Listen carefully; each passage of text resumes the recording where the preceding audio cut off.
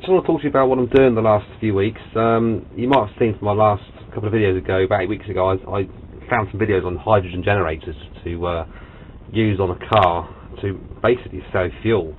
It's quite a known fact that cars waste fuel. They waste about 70% or so of your fuel, so whatever you burn in your car, the rest of it isn't burnt, is burnt in the catalytic converter.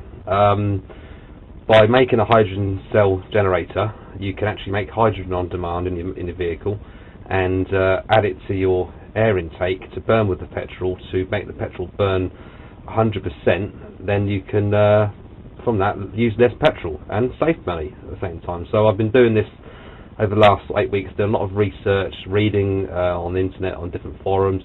Start off first of all with the generator is a dry cell. You need to get yourself some plexiglass or it's called. It's basically plastic.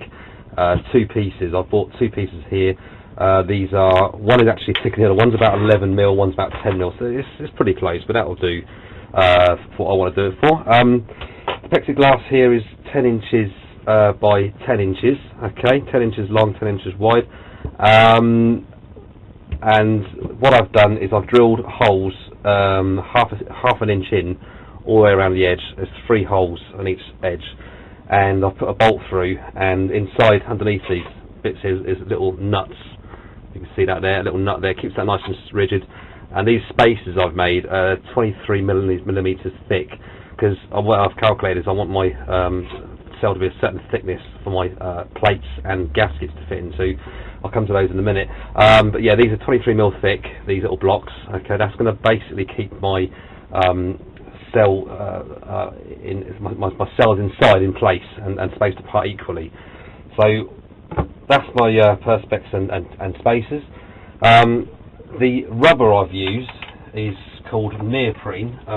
It's called cell expanded neoprene. I bought some cheap stuff actually from a shop near where I live, and this is what I got. I got this for £3 plus the VAT. And these are well, they're about 400 by 300 millimeters big, and they're 4 mil thick. Ideal for what I want to do, because I'm going to squash these up to 2 mil thick each one, so I'll have a 2 mil space between each of my plates.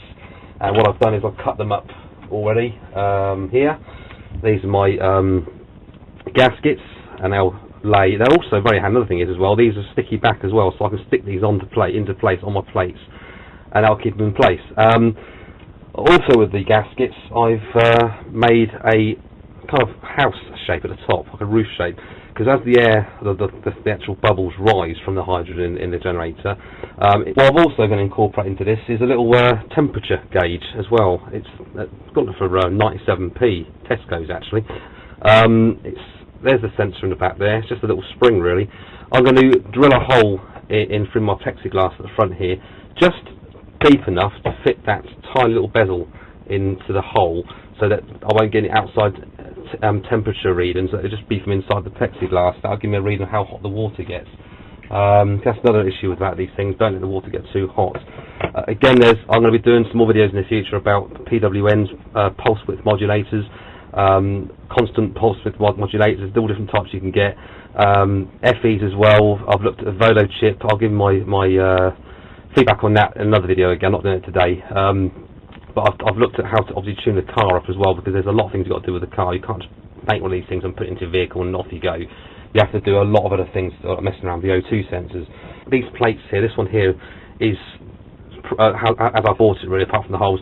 What I'm going to do as well is sand the plates. Now, apparently when you sand the plates, you get more surface area and more bubbles and more hydrogen produced. So I'm going to show you a plate that's already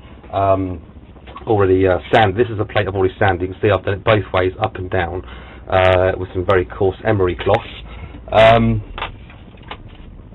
With respect of the supply of my parts as well, there's some very helpful guys out there. On my days off, I'm going around looking at places to get stuff from.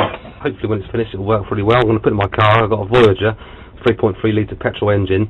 That's what it's going to go into, so hopefully it'll produce enough gas to power that. I don't think there's anything else I can talk to you about today really. I think that's about it really. Yeah, thanks for watching. Take care.